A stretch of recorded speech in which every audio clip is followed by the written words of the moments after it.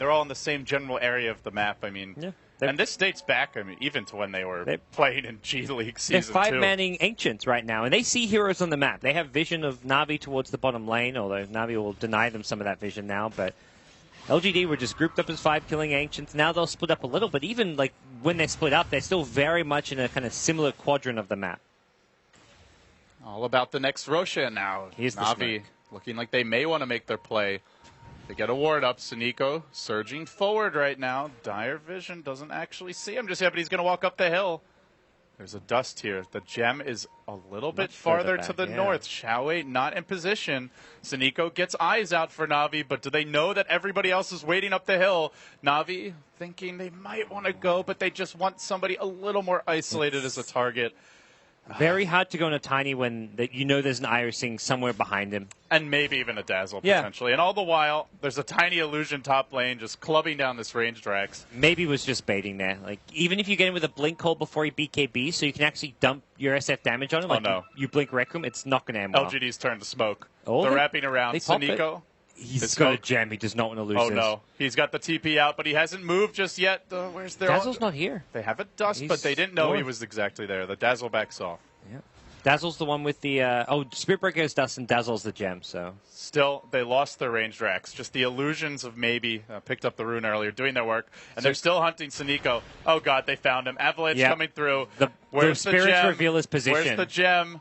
The gem not quite here yet. Xiaowei trying to get in position, but the call down coming through. Sneeko, he barely escapes. Oh, that is so important there. Xiaowei was positioned very far back and defensively because he doesn't want to get jumped because he needs to make sure he gets Graves off in this fight if needed. So it feels like they need to give the gem... Yeah, they gave the gem just now to Yao. If Yao had the gem there, Sneeko would have been easy pickings. Oh, God. Would he ever? They're going to go for the Roche contest. They're going to be drop too late, quickly here. Here comes Na'Vi on the rotation. Avos jumps in, but already the Aegis picked up by Sylar, who's going to grab it. Yao tanking in the pit, clubbing for all he's worth, but not doing a whole hell of a lot. Sylar comes back for round 2. Now he BKBs, and Maybe's there. Welcome to the bash zone. He jumps in, delivers the toss. It's 3 dead. Almost every core cleaned up, and Sneeko in a headlong retreat. He's got no TP. This time he will lose the gem. It's 4 down. Aegis was popped at a bare minimum, and they did manage to snag the cheese for Dendi. But what does it matter? LGD in through the bottom lane. Ranged Rax dropping and dead. That's already 1.5, and they'll be looking for more. They, relocate maybe back. That's going to delay the push a little bit. But Sylar's in now. It's his turn to work on buildings. Slightly slower going, but it looks like he'll get it nonetheless. As Avost is zoned back by a missile. No buyback outside of the Queen of Pain. And hell, even if they have 5 gods, it just feels like they are totally outmatched when it comes to the damage department.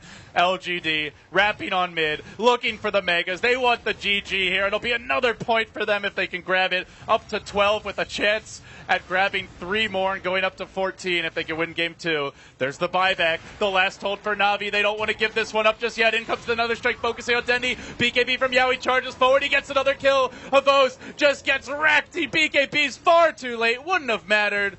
And Na'Vi absolutely trucked, demolished, utterly destroyed by LGD. I mean, just look at the graph. It was close up until the 25-minute mark, almost dead even. And then just the plummet as LGD grab objective after objective and cruise to victory. Yeah, LGD's mid-game is just so scary to deal with. You know they're going to be grouped up, but there's still... You can't really easily split push them, especially when they go for this IO Tiny. They had so much catch potential. Yao's Spirit Breaker was charging all over the map.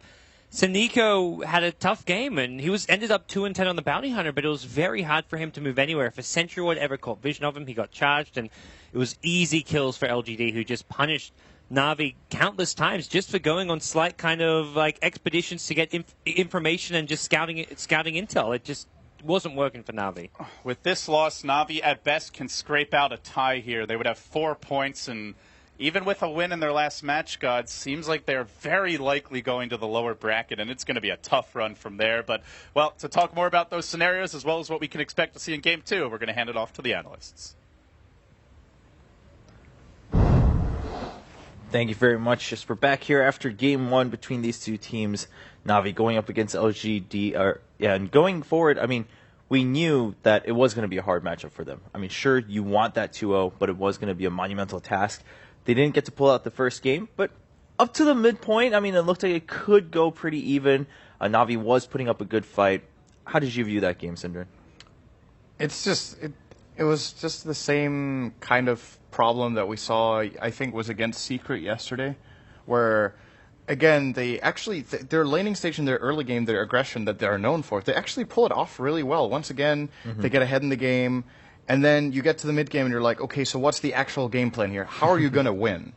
I mean, it's unfortunate that they can keep playing. I feel like some of the strongest early game that we see in the tournament, like they seem to consistently be doing well early and convert it to so few victories. It's a flaw in their game plan or in their leadership or in their shot calling or whatnot in that mid game. And once again, if they don't solve that problem, then it doesn't matter how well they play in the early game. I would assume they have identified the problem themselves, but being able to fix that so short notice with the playstyle that they have might be a really hard task.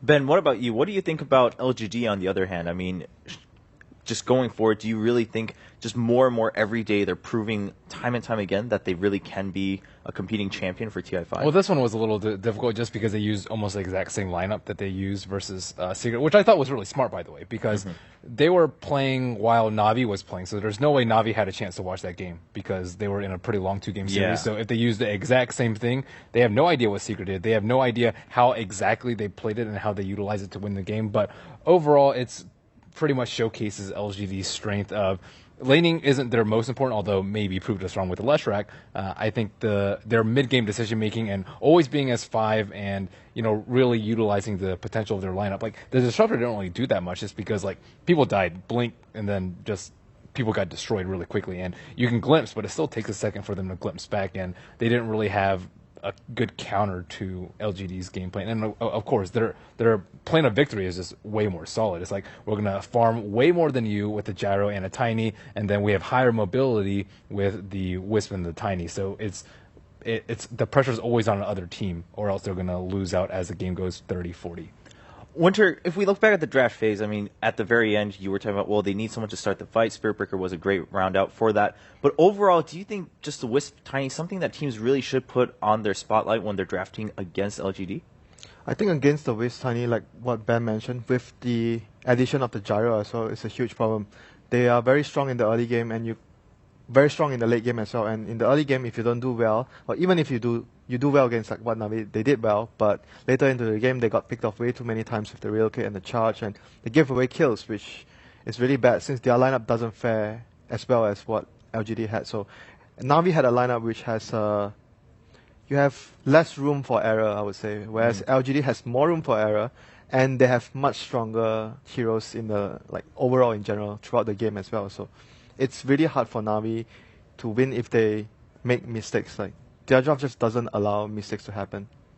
All right, well, we'll be taking a quick look at the final moments here in Game 1 as we continue to talk about scenarios for Na'Vi specifically. Obviously, LGD looking really strong. At the very least, they'll probably end up second in Group A. But for Na'Vi, assuming they do go down to the lower bracket, how much do you think they have a chance of lasting that out and maybe putting up a fight in the best-of series coming up later? I think the first point is they need to reduce the amount of mistakes they've been making and have better execution in general, and like the team play is sometimes we see they're not on the same page, they are not together, unlike LGD, which is always they're on the same page. They're moving as a unit, they're playing much more like a team. Na'Vi seems like at moments they are divided in their decisions, so someone goes in too early or someone is out too far in the map and gets caught. They're not playing as a team as well as I would hope for. Yesterday we were discussing how overall in TI5 we look at the top 8, bottom 8, and then you guys said there's probably a bigger difference between the bottom 4 and then the third quarter, I guess you could say, from the top down, right, for 8th through 12th. Where do you think Na'Vi falls in on that? Again, I mean, a lot of these problems when we talk about it always seems to come down to those teams on the bottom half, they don't know how to close out games. They all have that early aggression, they have those mechanics to be able to carry through, but they don't have a long-term plan in how to close out games. Where does Na'Vi kind of fall in that position?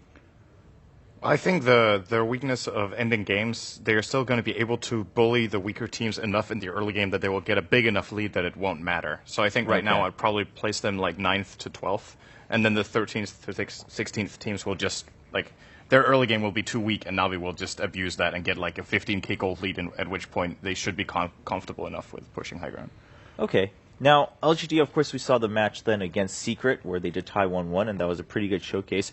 Overall, do you think LGD, other than now and then focusing too much on the late game and maybe getting a little bit too worried about covering all their bases, would you say they're well-rounded enough to be called kind of, the other contender? Because Secret, that was the thing, right? It was like their drafts are good, and sure, they might give up a little bit in the early game, but they always know how to come back from a game, and they always know how to close it out when the chance is given. Ben, LGD, would you rank kind of pretty much in the same rank if we were looking at, let's say, like the aspects of a hexagon? Would you say they're pretty much well-rounded on all sides? I think so. I think the main weakness I saw in the game that they lost was when you catch them by surprise, they're not as quick to adapt. I think when the game goes in, Xiaowei probably gives them a game plan and probably, preps them on what's going to come up, how the supports are going to move, what they should be doing, and where he expects Secret to be. And then when Secret are in a place where they don't expect them to be, they don't converge, and they're not as crisp in their execution or in grouping up. So I think you just have to play very unexpected. And again, like the high ground push, I thought, and even the T2 tower push, it's like, oh my gosh, they're grouping up. They're scrambling. They get everyone together, and then it's too late. So I think that it's great that they have a unified game plan, but when things don't go as expected, they're clearly at a loss as to what to do instead of relying on their own innate abilities. I'm not saying that they're trusting too much in Xiaowei. It's just they have to be better prepared for the maneuvers that the opposing team is going to do. And this game, they didn't really feel like they were pressured. It's like, okay, yeah, we're behind in the early game, but we're very comfortable. We have the late game. We can just get like one or two big team fights, which we will win with the relocate, and then get Aegis, and then just close out the game from there. And that's a pretty solid, concise game plan, which I don't think they were thrown off at any point during the game. Yeah, you mentioned Xiaowei. Of course, we saw his story coming in. Of course, pretty unique story there too.